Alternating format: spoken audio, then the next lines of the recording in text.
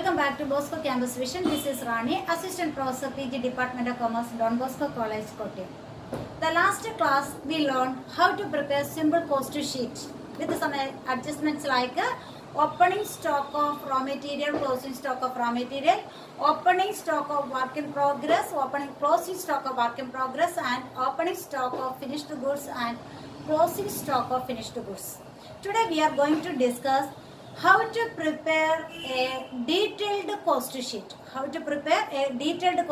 Last class we learned simple cost sheet. Today we are going to learn how to prepare a detailed cost sheet.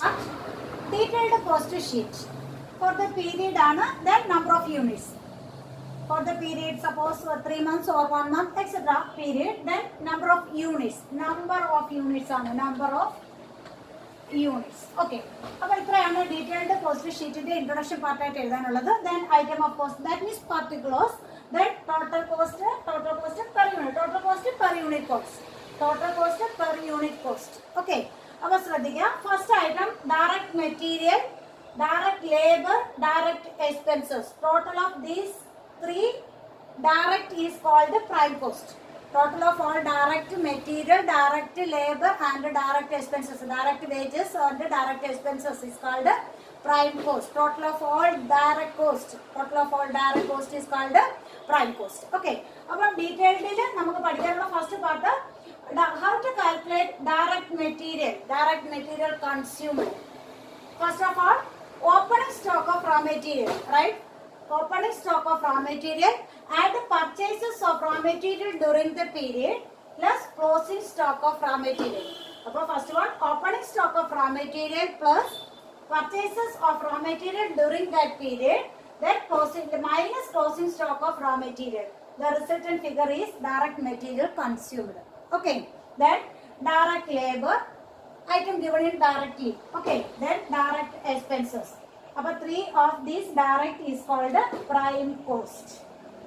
Then, in the detailed cost sheet in then add factory overheads.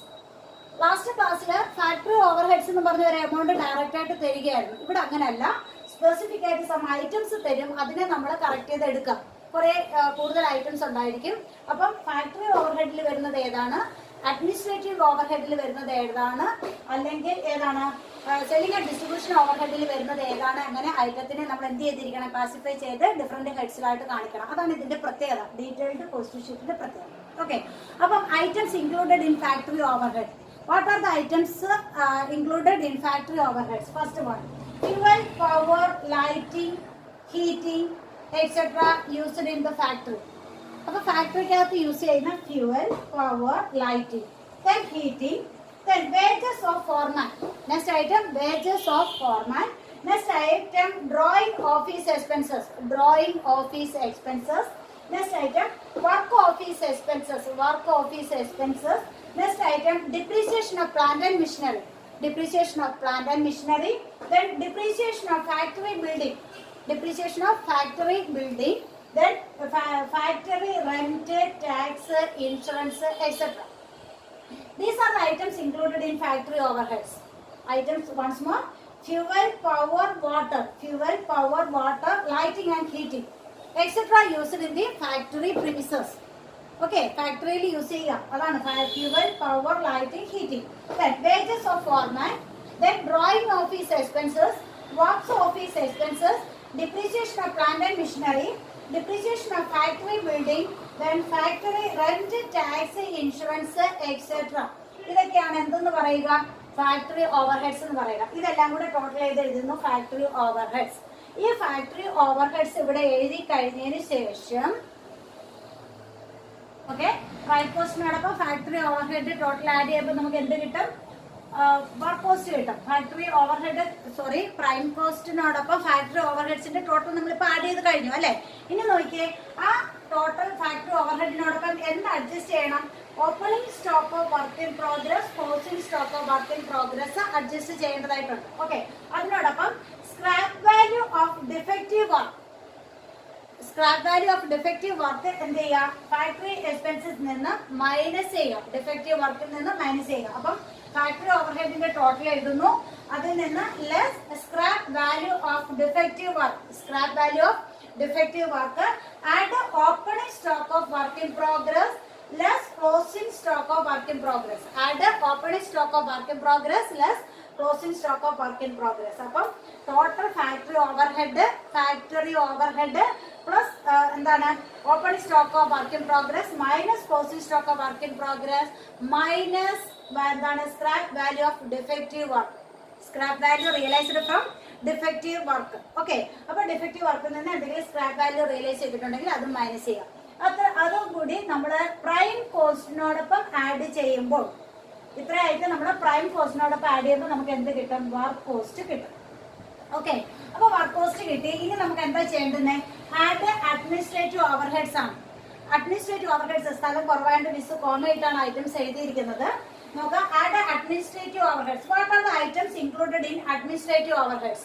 What are the items included in administrative overheads? First item office rent, office insurance, lighting.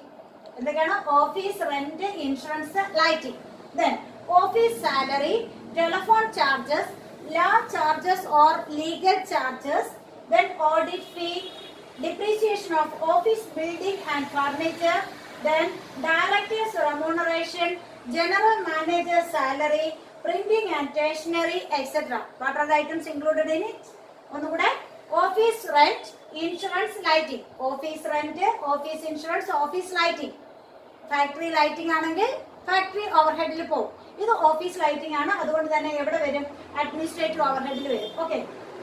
Then office salary, telephone, law charges or legal charges. Okay, law charges or legal charges ആണ് telephone charges. Then audit fee, depreciation of എന്താണ്?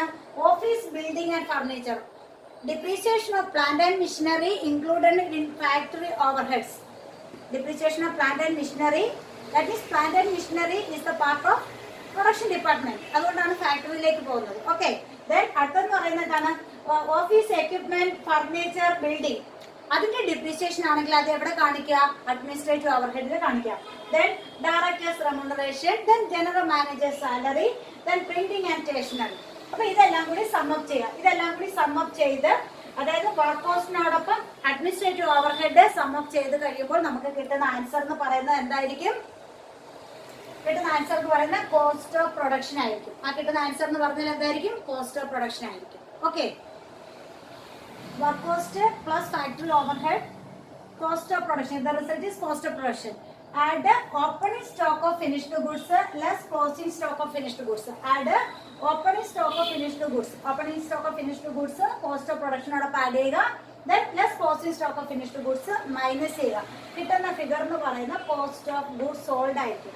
അപ്പം നമ്മൾ ആദ്യം prime cost എടുത്തു, അതിനോടൊപ്പം factory ഓവർഹെഡുകൾ total ചെയ്തു. ആ ടോട്ടൽ ഓവർഹെഡിനോടൊപ്പം ഡിഫക്റ്റീവ് ഓവർഹെഡിന്റെ പിന്നെ സ്ക്രാപ്പ് വാല്യൂ മൈനസ് ചെയ്തു. Opening stock of work in progress add ചെയ്തു. Closing stock of work in progress minus ചെയ്തു. അപ്പൊ നമുക്ക് എന്ത് കിട്ടി? കിട്ടിയ ആ ഫിഗർ നമ്മൾ ഏതിനോടൊപ്പം ആഡ് ചെയ്തു? പ്രൈം കോസ്റ്റിനോടൊപ്പം ആഡ് ചെയ്തു.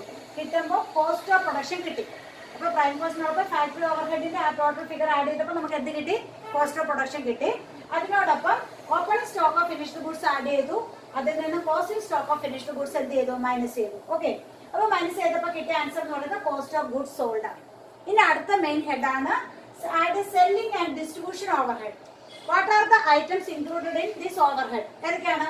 showroom expenses, salesman salary and commission, warehouse rent, carriage outward, advertising, delivery expenses, counting house expenses or counting house salary. അതൊക്കെ ഇതിൽ വരുന്നതാണ്. counting house expense. ഇതെല്ലാം ഇതിൽ വരുന്ന ഐറ്റംസ് ആണ്. ഓക്കെ. അപ്പം ഇതെല്ലാം കൂടി നമ്മൾ ആഡ് ചെയ്യുമ്പോൾ നമുക്ക് എന്ത് കിട്ടും? Total selling and distribution overhead കിട്ടും. Total selling and distribution overhead നമ്മൾ എവിടെ തൊട്ടടുത്ത കോളത്തിൽ എഴുതി, അതായത് കോസ്റ്റ് ഓഫ് ഗുഡ്സ് സോൾഡിന്റെ തൊട്ട് താഴെയായിട്ട് എഴുതി കൊടുത്തു. അത് രണ്ടും കൂടി സമ്മപ്പ് ചെയ്തപ്പോൾ നമുക്ക് കിട്ടി cost of sales or total cost കിട്ടി. Cost of sales or total cost കിട്ടി. ദെൻ പെർസെന്റേജ് ഓഫ് പ്രോഫിറ്റ് നമ്മൾ ആഡ് ചെയ്യുമ്പോൾ നമുക്ക് എന്ത് കിട്ടും? സെല്ലിംഗ് പ്രൈസ് കിട്ടും. ഇൻ കേസ് നമ്മുടെ ക്വസ്റ്റ്യനിൽ സെല്ലിംഗ് പ്രൈസ് ആണ് നമ്മൾ ഫിക്സ് ചെയ്ത് കൊടുക്കേണ്ടുന്നതെങ്കിൽ പെർസെന്റേജ് ഓഫ് പ്രോഫിറ്റ് അവർ നമ്മളോട് പറയും. അങ്ങനെയാണെങ്കിൽ ഒന്നുകിൽ കോസ്റ്റിന്റെ എന്താണ് percentage of profit on the basis of കോസ്റ്റും തരാം, percentage of profit on the basis of selling പ്രൈസും തരാം. അപ്പോൾ അതനുസരിച്ച് നമ്മൾ എന്ത് ചെയ്യണം, ഈ ഫിഗറിൽ നമ്മൾ റേറ്റ് അപ്ലൈ ചെയ്ത് പ്രോഫിറ്റ് കണ്ടുപിടിക്കുക. എന്നിട്ട് പ്രോഫിറ്റ് ടോട്ടൽ കോസ്റ്റിനോടൊപ്പം ആഡ് ചെയ്ത് എന്ത് കണ്ടുപിടിക്കുക, സെല്ലിംഗ് പ്രൈസ് കണ്ടുപിടിച്ചു കൊടുക്കാം. അല്ല, നമ്മുടെ ക്വസ്റ്റ്യനിൽ സെല്ലിംഗ് പ്രൈസ് തന്നിട്ടുണ്ട്, പ്രോഫിറ്റ് ആണ് നമുക്ക് ഐഡന്റിഫൈ ചെയ്യേണ്ടത് അല്ലെങ്കിൽ ഫൈൻഡ് ഔട്ട് ചെയ്യേണ്ടതായിട്ടുണ്ടെങ്കിൽ ടോട്ടൽ കോസ്റ്റും സെയിൽസും തമ്മിലുള്ള ഡിഫറൻസ് എടുക്കാം. ടോട്ടൽ കോസ്റ്റും ദാറ്റ് മീൻസ് കോസ്റ്റ് ഓഫ് സെയിൽസും തമ്മിലുള്ള ഡിഫറൻസ് എടുക്കുക.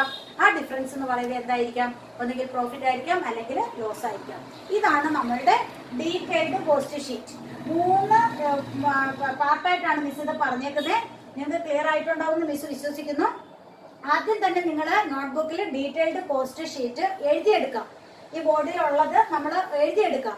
എഴുതിയെടുത്തതിന് ശേഷം മിസ് പറഞ്ഞത് സശ്രദ്ധം കേട്ടതിന് ശേഷം ഇതിന്റെ എവറി ഐറ്റത്തിനെ നന്നായിട്ട് പരിചയപ്പെടുക. അങ്ങനെ ക്ലിയർ ആയിട്ട് ഓരോ ഐറ്റവും ഏത് ഹെഡിൽ വരുന്നതാണെന്ന് ഐഡന്റിഫൈ ചെയ്ത് കഴിഞ്ഞാൽ, മനസ്സിലാക്കി കഴിഞ്ഞാൽ നമ്മുടെ ഡീറ്റെയിൽഡ് കോസ്റ്റ് ഷീറ്റ് നമുക്ക് ഈസിയാണ്.